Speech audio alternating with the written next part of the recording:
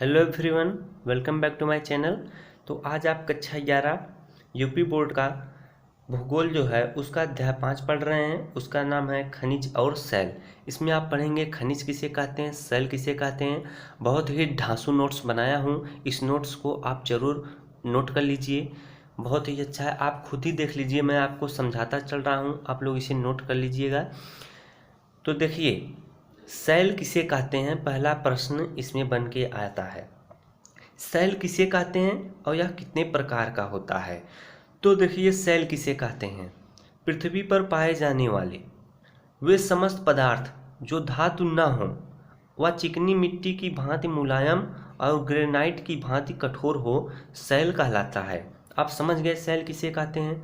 पृथ्वी पर पाए जाने वाले वे समस्त पदार्थ जो धातु न हो, यानी जो लोहा सोना चांदी ये सब ना हो, वह चिकनी मिट्टी की भांति मुलायम हो और ग्रेनाइट की भांति कठोर हो, वह क्या कहलाता है, सेल कहलाता है।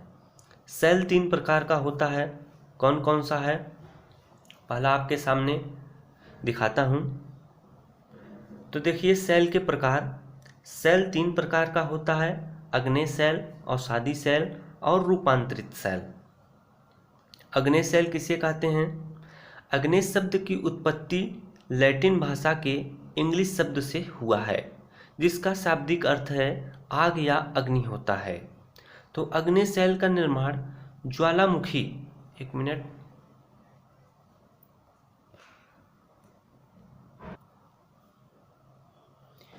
ज्वालामुखी से निकलने वाले लावा और मैग्मा के ठंडा होने से हुआ है। अग्नेय सेल को प्राथमिक सेल भी कहते हैं। ग्रेनाइट, गैब्रो, बेसाल्ट इसके उदाहरण हैं। अब देखिए, अग्नेय सेल की विशेषता क्या है। तो सेल का निम्न विशेषता होती है, अग्नेय सेल की निम्न विशेषता होती है। तो देखिए, अग्नेय सेल, ये बहुत ही इम्पोर्टेंट क्वेश्चन है, ये आपको आपके 6 मार्क या 8 नंबर के पूछे जाते हैं। सेल किसे कहते हैं या कितने प्रकार की होती है तथा सेल की विशेषता बताइए। तो मैंने आपको सब कुछ इसमें प्रोवाइड करा रहा हूँ। इसमें देखिए, परतें नहीं पाई जाती हैं, इसमें जीव जंतुओं का अवशेष नहीं पाया जाता है, इस पर अपर्दन क्रिया का प्रभाव नहीं पड़ता है, इसमें जल अप्रवेश होता है, इसमें खनिज पदार्थ पाए जाते हैं। तो आप अग्नेय सेल की विशेषता ये आप बहुत ही अच्छे तरीके से लिख लीजिएगा। अब आती है अवसादी सेल की बारे में। तो अवसादी सेल किसे कहते हैं। इस सेल का निर्माण नदियों द्वारा लाए गए अवसादों से हुआ है। विश्व के लगभग 40% भूमि अवसादी सेलों से बना है। यानी अवसादी सेल का निर्माण नदियों के द्वारा लाए गए जो मिट्टी होती हैं, जो अवसाद होते हैं, उनसे इस सेल का निर्माण बनता है। अब देखिए, अवसादी सेल की विशेषता। तो सेल के निम्न विशेषता है, इसमें जीव जंतुओं के अवशेष पाए जाते हैं, इस पर अपर्दन क्रिया का प्रभाव अधिक पड़ता है और इसमें जल अप्रवेश होता है। तो कभी कभी क्या करता है, आपको दे देगा अग्नेय सेल और अवसादी सेल की विशेषता में क्या अंतर है वो लिखिए। तो अब मैं आपको एक विशेषता इसकी और रह गई, इसमें खनिज पदार्थ नहीं पाए जाते। अब देखिए, कायांतरित सेल किसे कहते हैं। इसको आपको बहुत अच्छे तरीके से याद करना होगा, बहुत ही इम्पोर्टेंट चैप्टर है ये। इस सेल का निर्माण पृथ्वी के अंदर ताप और दाब के कारण होता है। अधिकतर आप पाएंगे कायांतरित सेल की परिभाषा कि अग्नेय सेल और अवसादी सेल एक दूसरे से टकराव के कारण, टकराव का यहाँ आप लोग अर्थ समझिएगा, ताप और दाब के कारण कायांतरित सेल का निर्माण होता है। अब देखिए, कायांतरित सेल की विशेषता, इन चट्टानों में परतों का अभाव होता है, इन चट्टानों में जीवाश्मों का अभाव होता है। जीवाश्म मतलब जीव जंतु। अब यहाँ पर देखिए, ये सेल संगठित तथा छिद्र रहित होते हैं, इन चट्टानों में विभिन्न आकार वाले लवे पाए जाते हैं। इन सेलों का निर्माण अग्नेय और अवसादी दोनों ही प्रकार के सेलों से हुआ है। वही कहने का मेरा अर्थ था कि कायांतरित सेल का निर्माण अग्नेय और अवसादी सेलों से हुआ है। अग्नेय और अवसादी सेलों के ताप और दाब के कारण कायांतरित सेल का निर्माण होता है। अब आप देखिए छोटे क्वेश्चन, ग्रेनाइट के दो प्रमुख घटक कौन से हैं? तो सिलिका और एल्युमिनियम। हीरा किसका परिवर्तक रूप है? कोयले का परिवर्तित रूप है। बहुत ही ढांसू क्वेश्चन है ये, इसको आप लोग जरूर देख लीजिएगा। हीरा को किसका परिवर्तित रूप है? तो कोयले का। ये दूसरा क्वेश्चन है, चीनी मिट्टी के बर्तन बनाने के लिए किस खनिज का प्रयोग किया जाता है? तो फेल्डस्पर का।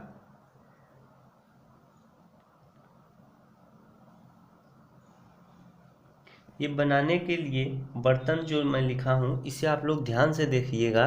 तो यहाँ पे मैं लिखा हूँ चीनी मिट्टी बर्तन बनाने के लिए किस खनिज का प्रयोग किया जाता है? तो वो फेल्डस्पर है। ये भी बहुत बार परीक्षा में पूछा जा चुका है। तो आपके सामने एक नया क्वेश्चन आता है और बहुत ही बेहतरीन क्वेश्चन है, सेल चक्र किसे कहते हैं? तो महत्वपूर्ण तथ्य यह है कि सेल अपने मूल रूप में अधिक समय तक नहीं रहती है। जो सेल अभी आप पढ़े, अग्नेय सेल, अवसादी सेल, कायांतरित सेल, यह अपने मूल रूप में अधिक समय में नहीं रहती है। इसमें परिवर्तन होता रहता है। परिवर्तन के फलस्वरूप पुरानी सेलें नवीन सेलों में बदल जाती हैं। तो जैसे अग्नेय सेल प्राथमिक सेल है, अवसादी और कायांतरित सेलें प्राथमिक सेलों से बनी हैं। ये परिवर्तन की क्रिया अनेक चरणों में आगे बढ़ती है। इसी क्रम को सेल चक्र कहते हैं। तो ये 2019 के पेपर में 2018 के पेपर में ज़रूर पूछा गया था। तो आप लोग देख लीजिएगा, अच्छे से याद कर लीजिएगा। मैं समझा दिया सेल चक्र किसे कहते हैं। जब पुरानी सेलें नवीन सेलों में परिवर्तित होती रहती हैं और यही परिवर्तन का दर क्या कहलाता है? सेल चक्र कहलाता है। ये मैं शॉर्ट में आपको बता दिया इसका उत्तर। लेकिन आपको अगर 6 नंबर का आ जाए तो जितना मैं आपको बताया वो पूरा आपको लिखना पड़ेगा। 2 नंबर का आ जाए तो जो मैं अभी बोला वो आप लिखेंगे। अब आप देखिए, पृथ्वी पर सबसे अधिक सेल कौन सी पाई जाती है? तो अवसादी सेल सबसे अधिक पाई जाती है, शायद 40%। पेट्रोलॉजी में किसका अध्ययन किया जाता है? तो विभिन्न सेलों का अध्ययन किया जाता है। यहाँ पर देखिए उल्का नया क्वेश्चन है, उल्का पिंड में कौन सा खनिज पाया जाता है? तो पैराक्सिन पाया जाता है। कुछ खनिज के नाम तथा उनकी विशेषताएं लिखिए। ये भी आपके 3 या 4 नंबर के क्वेश्चन आते हैं। तो देखिए पहला है क्रिस्टल। इसका बाहरी रूप अणुओं की आंतरिक व्यवस्था द्वारा निर्धारित होता है। किसका? क्रिस्टल का। विभंजन, अणुओं की कोई निश्चित सतह नहीं होती है, इनका विभाजन अनियमित रूप से होता है, इसे क्या कहेंगे? विभंजन। पारदर्शिता, खनिज पारदर्शी, पारभासी तथा अपारदर्शी होते हैं।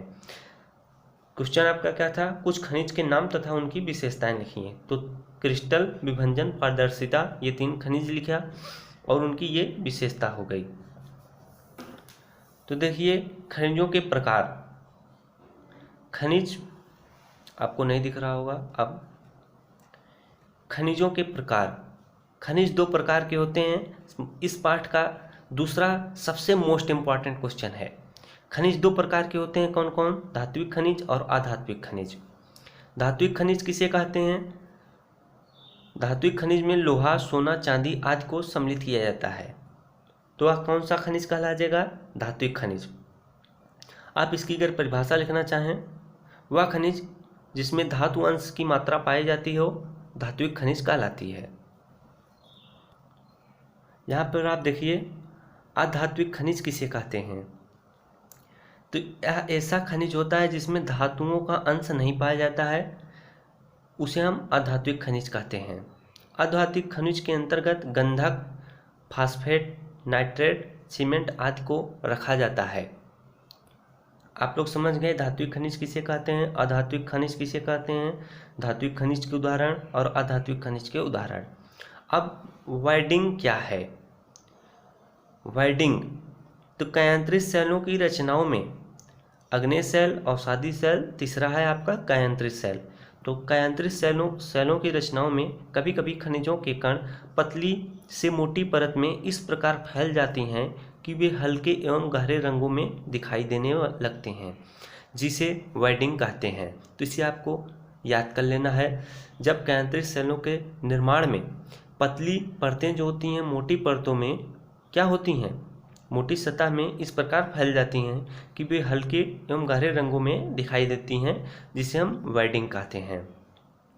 अच्छा, आप लोग पूरा पढ़ लिए, तो आपसे अगर पूछा जाए खनिज किसे कहते हैं, तो अभी मैंने शायद आपको नहीं बताया कि खनिज किसे कहते हैं। इसीलिए बोला जाता है कि पूरा वीडियो लास्ट तक देखिए, वरना आपको बाद में पछतावा होता है। तो खनिज किसे कहते हैं, बहुत ही सिंपल और सरल परिभाषा में लिखा हूँ। पृथ्वी के अंदर से खोदकर निकाले जाने वाले पदार्थ को खनिज कहते हैं। पृथ्वी के अंदर से खोदकर निकाले जाने वाले पदार्थ को, वह पदार्थ कैसा भी हो, खनिज कहलाता है। तो आपका ये चैप्टर शायद समाप्त हो गया है। तो वीडियो देखने के लिए बहुत बहुत धन्यवाद। अगर आप इसी तरह के पूरा आप अपना नोट्स बनाना चाहते हो तो चैनल को ज़रूर सब्सक्राइब कर लीजिए। मैं आपको पूरा का पूरा नोट्स इसमें प्रोवाइड करा दूंगा।